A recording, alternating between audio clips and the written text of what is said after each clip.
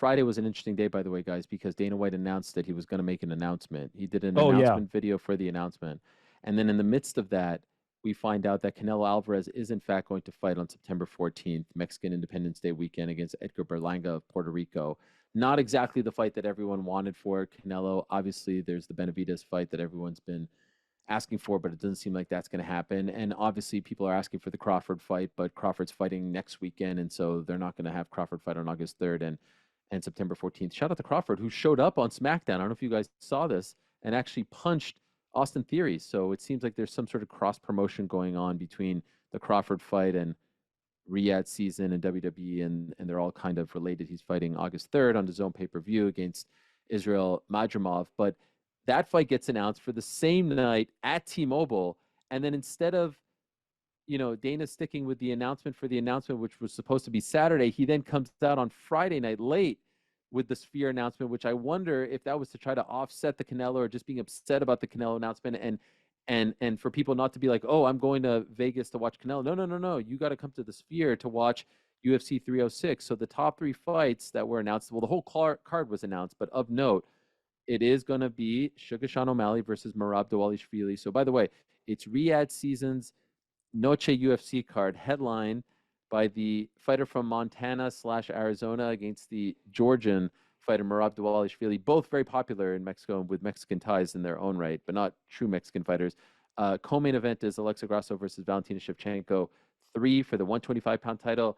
And Diego Lopez is coming back, and he is fighting Brian Ortega. Commiserations to Dan Ige, who said that he was promised a spot on the card, and it doesn't appear to be on the card. It's a 10-fight card. Those are the top 3 fights. And so a lot of fans actually were disappointed. A lot of fans were saying that they felt like this was thin, lackluster.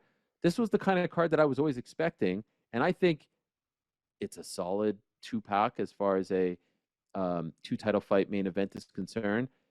That card is very expensive, 17 plus million.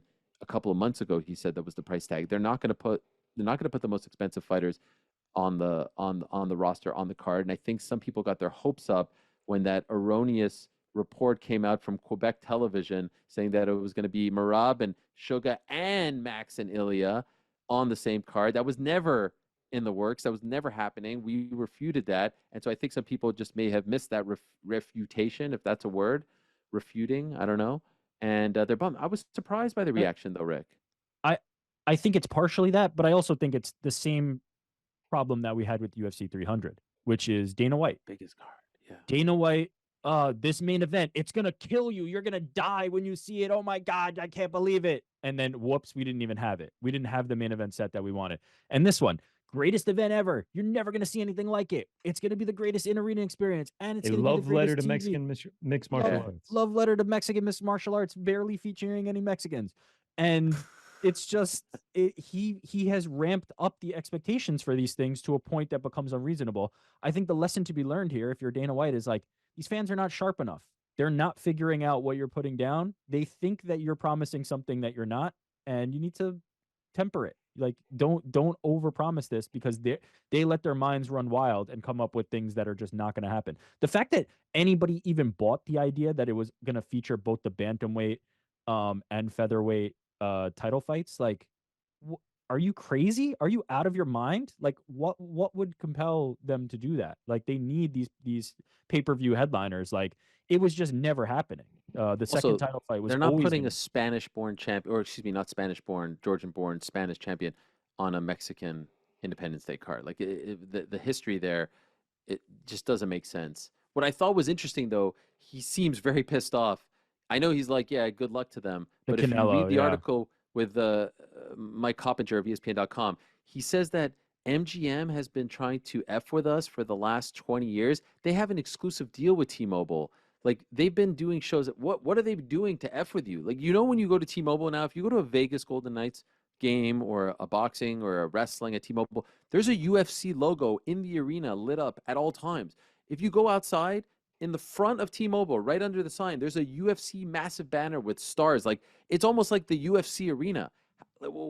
Who's effing with you? I find it fascinating that T-Mobile did it, because you'll recall that when we were supposed to get Ryan Garcia versus Devin Haney in Vegas, they moved it to Brooklyn because they said that there was like a a 2 or 3 week grace period that when Canelo fights in Vegas, they don't want to have other fights surrounding it. Here you have Canelo and UFC going toe to toe, like within a mile of each other on the same day. It's absurd, but I'm really curious.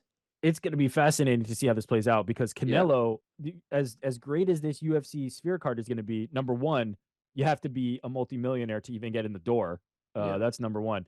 Number two, Canelo has built such a habit around these specific fight times that like you have to think that enough fans are going to be like, yeah, it's Canelo time. Like this is when he fights, and this is the fight I'm going to go see, as opposed to the UFC, which is doing this as a one-off type of thing. And hasn't built that habit. So I'm curious how that plays out, but I don't think that they'll have any problem selling those very, very expensive tickets. There's going to be enough people that come in from out of town and want to drop the money to be there for the one time they do it. Great for us. Great for us fans. Great for us in the media. Sick weekend. I'm curious if they'll actually go head to head or if Canelo's going to wait like that infamous Yeah. night back in 2019. Canelo in the that locker shot room, just Chilling in the on the locker room, couch. taking a nap. I don't think he'll ever do that. I don't think DAZN will ever do that again.